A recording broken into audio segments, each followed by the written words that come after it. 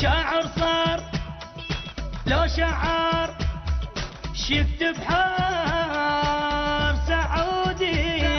كتب بعدين ومثل الزين أكل عجلين سعودي شاعر صار لو شعر شيكتب حار سعودي كتب بعدين ومثل الزين أكل عجلين سعودي بورقة ظل يشخبط يكتب شعر ويخربط ما يعرف ليش ينطنط ها هم دا ها هم دا ها هم دا ها هم دا قال لها قبر يطمج واني ابوك وامك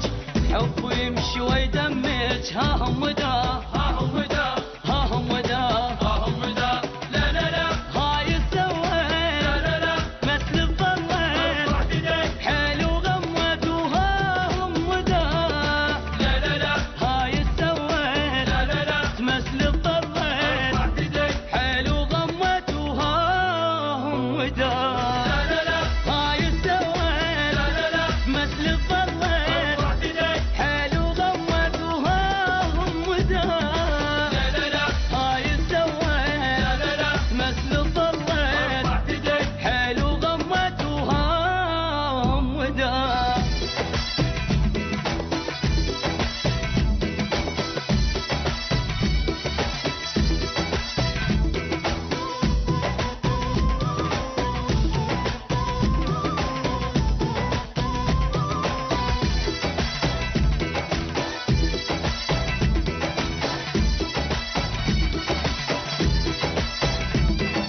أغبى إنسان صدق تعبان شقد بطران سعودي كتب له كلام إلى السقام رجال الهام سعودي يكتب شعر عن شوقي أسلوبه شقد طقطوقي صاير لي أحمد شوقي ها هم دا ها هم دا ها هم دا ها هم دا قال لها قبر يطمج واني ابوك وامك حب يمشي